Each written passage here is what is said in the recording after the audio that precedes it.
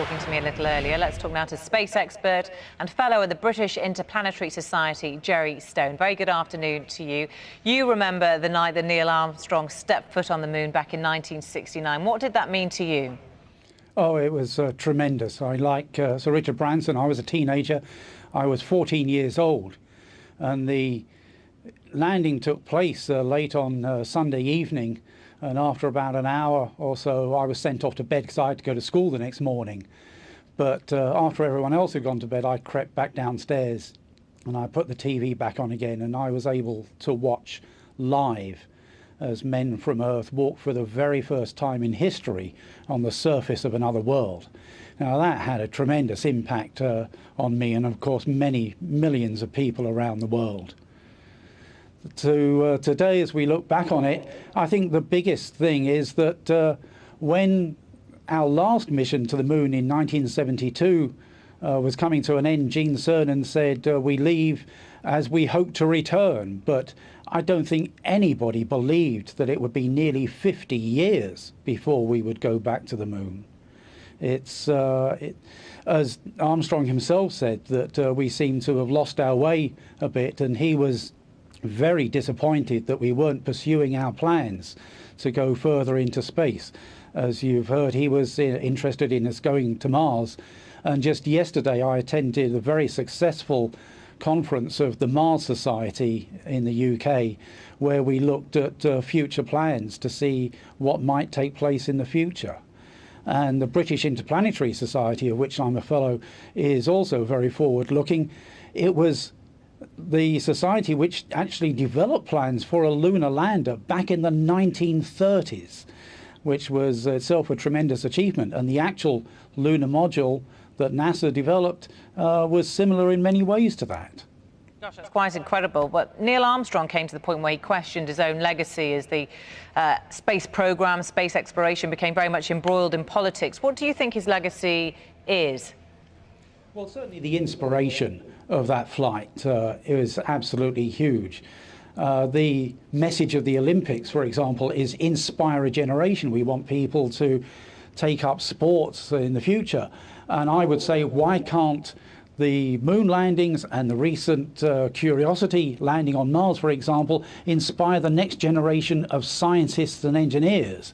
And this is what I do. I mean, this is part of my interest in space, that I do space workshops for schools all over the country. I have a Mission to Mars workshop, and I tell the young pupils that it is actually possible that one of them might be amongst the first people to go to Mars.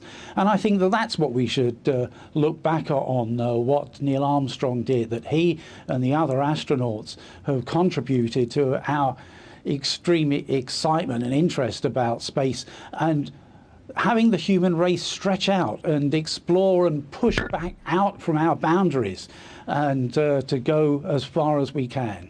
As you mentioned, man hasn't set foot on the moon in 40 years. The future now seems to be all about Mars. Do you think we've left the moon behind now, or will man set foot on the moon again, do you think?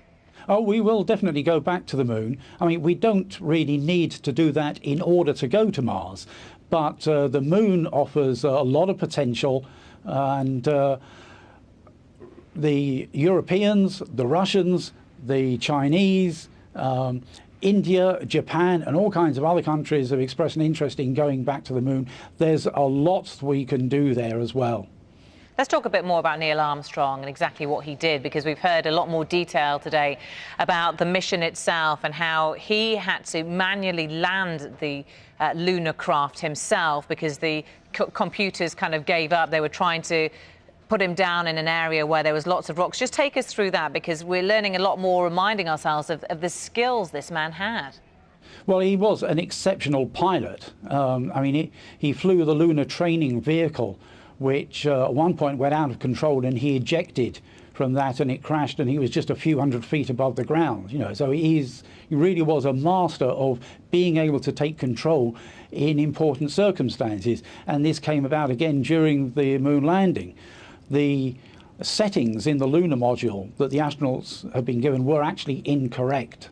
And that resulted in the computer being overloaded, and it kept trying to recycle. And this was the 1201 and the 1202 alarms that were being reported.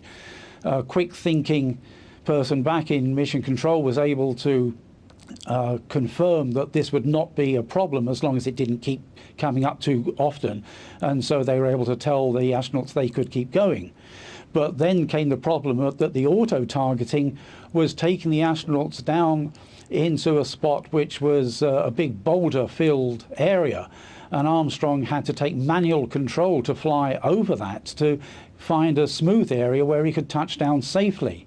And all the while that this was happening, of course, they were continuing to use up fuel. And in the rehearsals that they had done in the simulators, every time they had landed, they had at least 2 minutes of fuel left in the tanks. But when it came to doing it for real, they were sending out warnings that firstly they had 60 seconds of fuel, and then another warning that there was 30 seconds. And at that point, they were so close to the surface of the moon that they would not have been able to abort. It was land or crash. And the seconds were ticking away. Armstrong was still moving around looking to find a good spot to touch down. And when he finally did so, there was only about 20 seconds of fuel left in the tanks. So pretty hair-raising, not only for them, but back in Mission Control, where they were all holding their breath, and for people watching all the way around the world. Yeah, it's an incredible story and quite a legacy. Jerry Stone, thanks very much for your thoughts on Neil Armstrong today. Thank you.